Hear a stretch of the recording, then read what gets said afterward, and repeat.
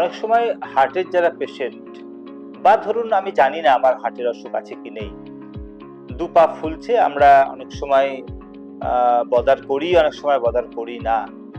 এই পা ফোলাটাকে কিন্তু আমাদের গুরুত্ব দিয়ে দেখতে হবে, কারণ পা ফোলার সঙ্গে হার্ট যুক্ত থাকে, কিডনিও যুক্ত থাকে।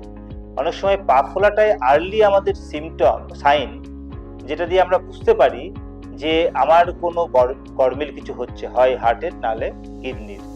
এই যে ধরুন পা ফুলছে, তার মেকানিজম আমি যাচ্ছি না। পা ফোলা মানে হচ্ছে শরীরে অতিরিক্ত কিছু জল যেটা আমার পায়ে এসে জমছে, আমরা সেটা বাইরে থেকে দেখতে পাচ্ছি।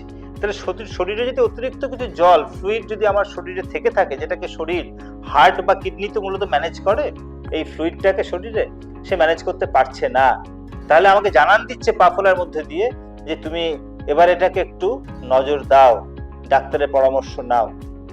আমাদের কাছে যখন আসেন কোনো রোগী এরকম পা ফোলা নিয়ে, আমরা এটাকে দুটো ভাগে ভাগ করি মূলত।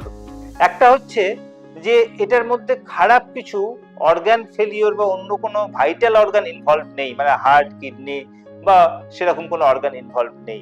আর একটা হচ্ছে যে কোনো ভাইটাল অর্গান ইনভলভ আছে। তো দ্বিতীয়টা হলো সবসময় আমাদের খুব সতর্ক থাকতে হবে।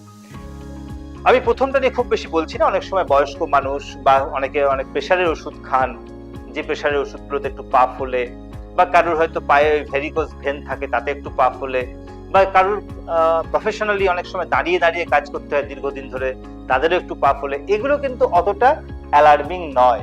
কিন্তু আমাদের যদি হার্ট, কিডনি বা লিভারও অনেক সময় কজ করে, তাদের কারণে যদি কোনো কারণে পা ফোলে, তাহলে কিন্তু আমাদেরকে হার্টের পরীক্ষা করে দেখতে হবে, যেটা হার্ট ফেলিওরের জন্য হচ্ছে কিনা, কিডনির ফেলিওরের জন্য হচ্ছে কিনা, তার ব্লাড টেস্ট এগুলো করে দেখতে হবে।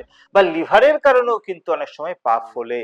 তাহলে পা ফোলাটাকে কিন্তু নিছক একটা পা ফোলা বলে উড়িয়ে দেওয়া যাবে না। এটাকে ইনভেস্টিগেট করতে হবে, ডাক্তারের পরামর্শ নিতে হবে। যদি দুশ্চিন্তার কিছু কারণ না থাকে সেটা ডাক্তার অবশ্যই বলে দেবেন। আর যদি কিছু সমস্যা থাকে সেটাকে ট্রিট করতে হয়, তাহলে অ্যাকর্ডিংলি সেটা ট্রিট করতে হবে।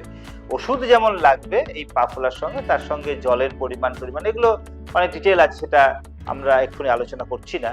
সেগুলো আমাদেরকে দেখতে হবে। লবণ খাওয়া, সেগুলো আমাদেরকে নিয়ন্ত্রণে রাখতে হবে। এই